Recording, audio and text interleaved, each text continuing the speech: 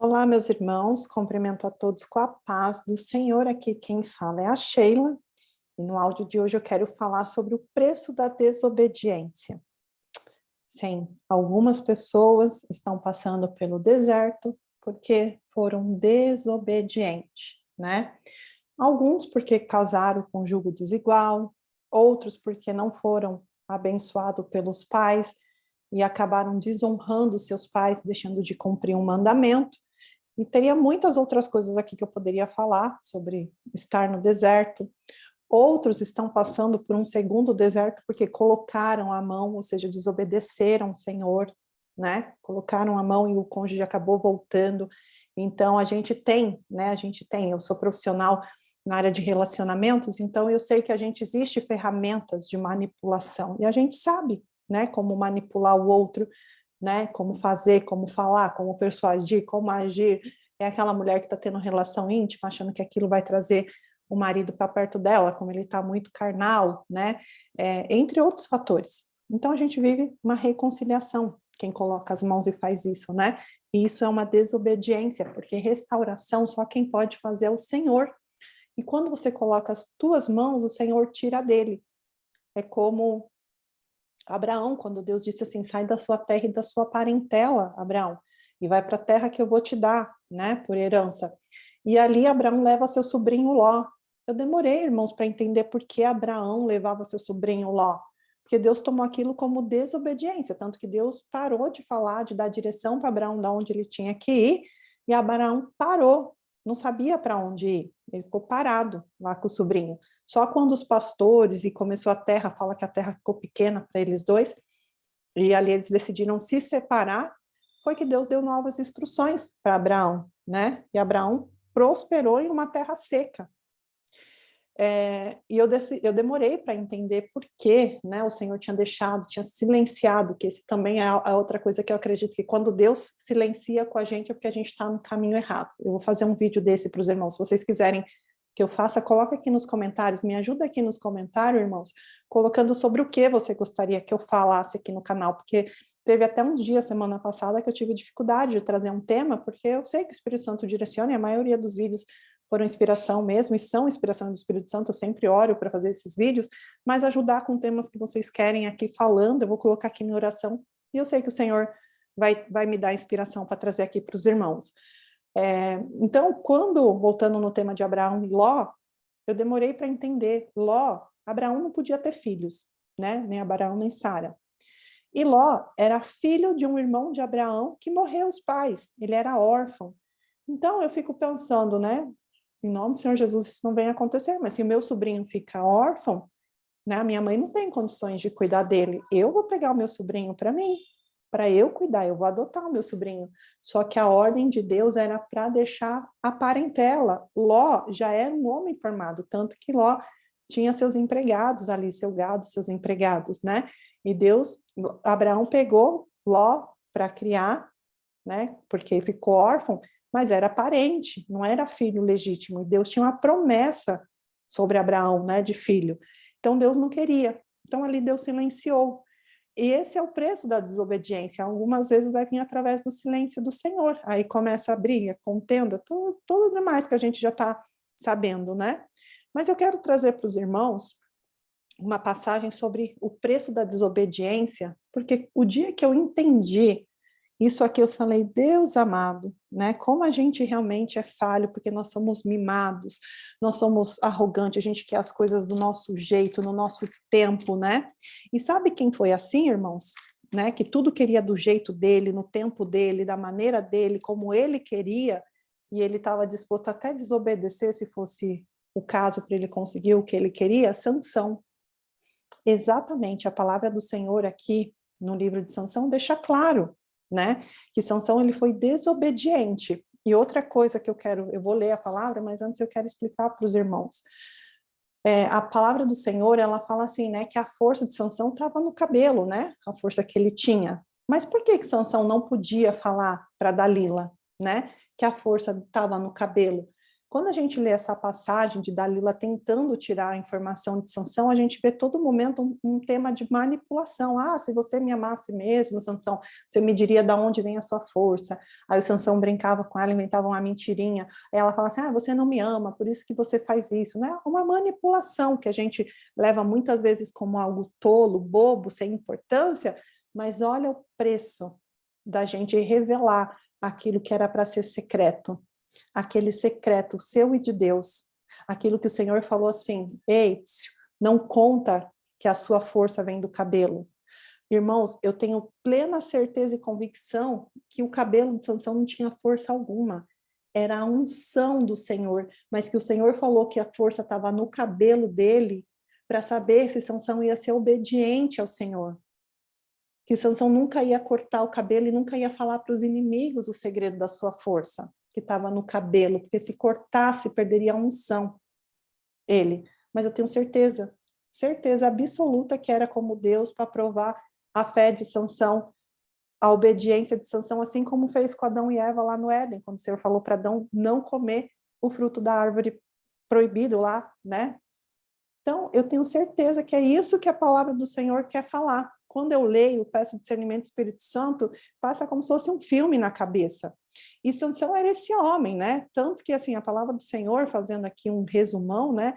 Fala que, assim, que Sansão, lá em Juízes 14, eu vou ler e vou explicar. Melhor ler primeiro a palavra do Senhor. Diz assim, o casamento de Sansão.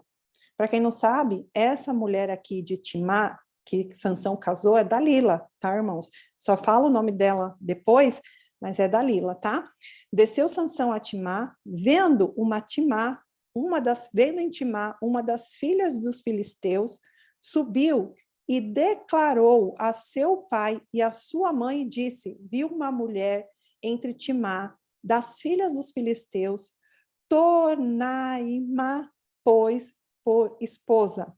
Porém, seu pai e sua mãe lhe disseram, não há, porventura, mulher entre as filhas dos teus irmãos, ou seja, julgo igual, não desigual, Sansão, entre as filhas dos teus irmãos, ou entre todo o meu povo, para que vás tomar por esposa dos filisteus, daqueles incircuncisos?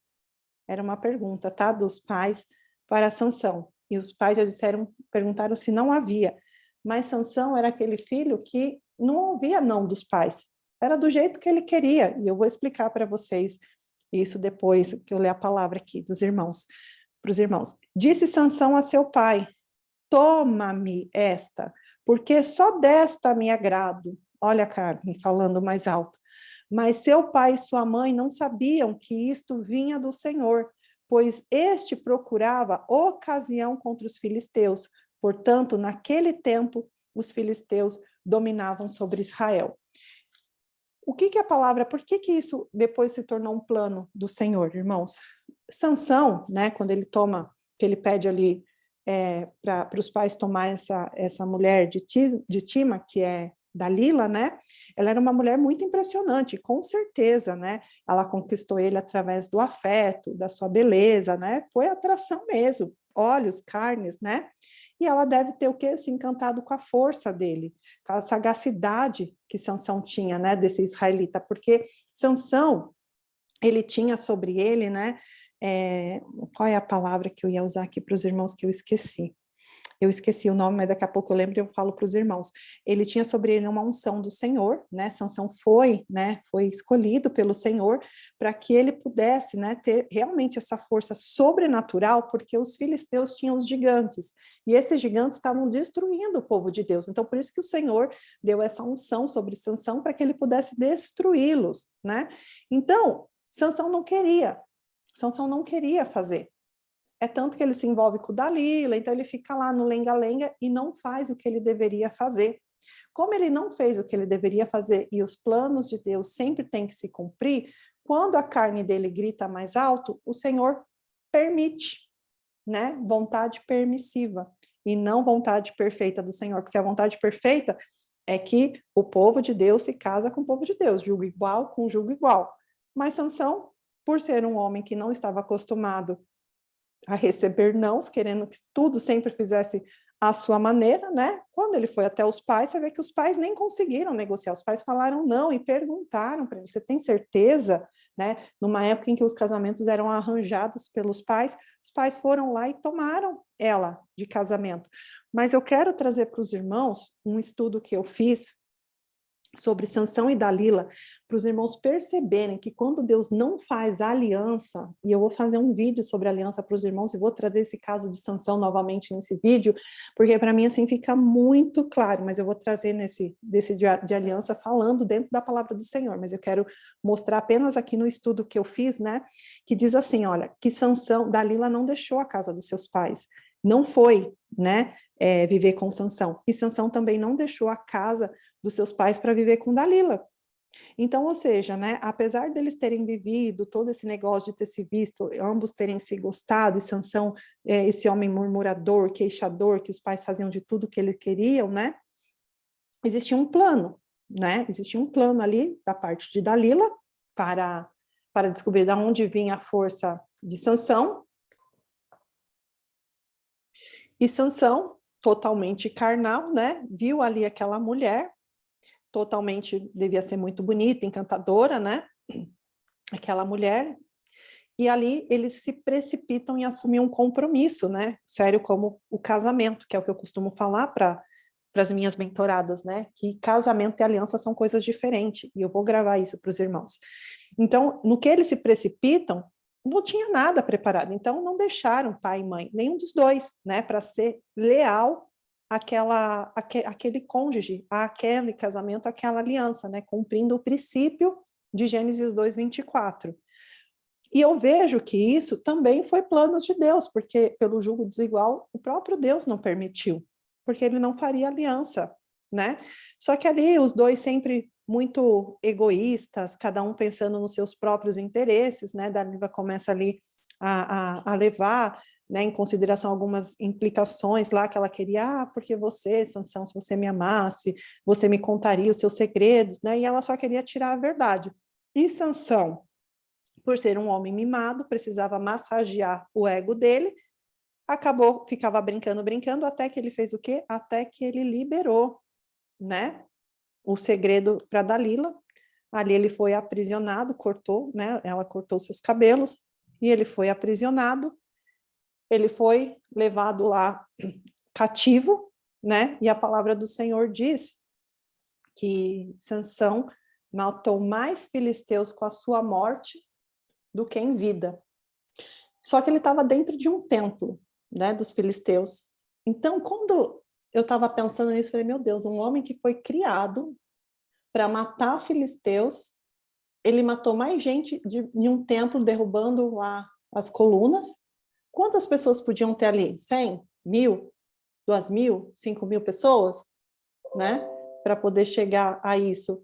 Aí eu fico me perguntando, eu falo assim, gente, ele realmente não fez a vontade de Deus.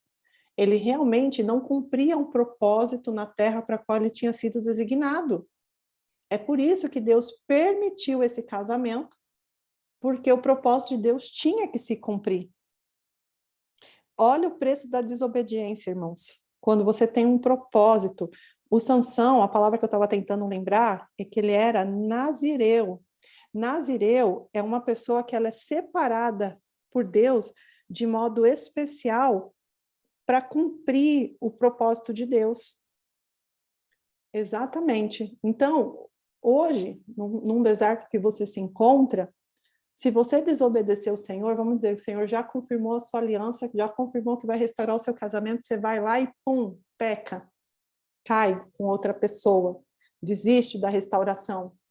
Olha o preço que Sansão pagou. Sheila, você acredita que Deus pode matar a gente, né? Como fez aí com Sansão? Irmãos, isso aí é só o Senhor para responder. Eu não acredito que Deus hoje, né, precisa, porque isso era um compromisso de aliança conosco, né?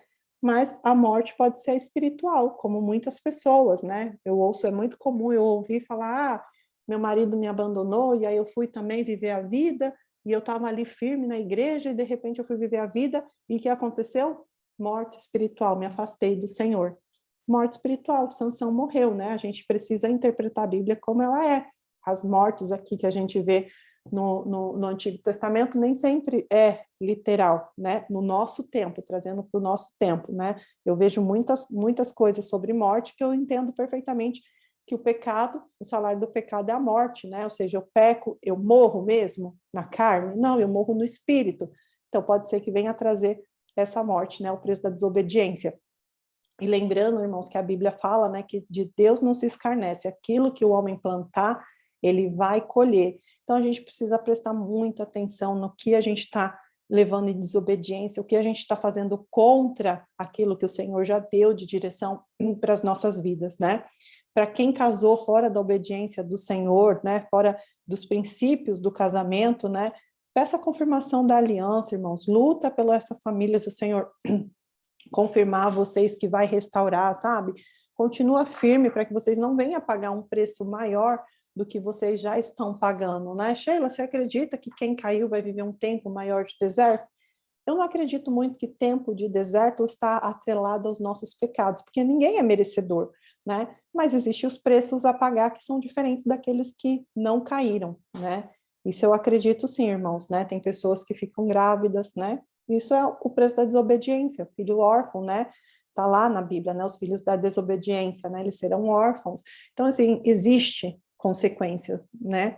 E eu peço perdão para os irmãos pela voz, pela garganta, ainda continuo um pouco mal, mas com a graça do Senhor, eu desejo do fundo do meu coração que o Senhor abençoe a sua vida, a sua casa, a sua família e os seus filhos, em nome de Jesus. Amém?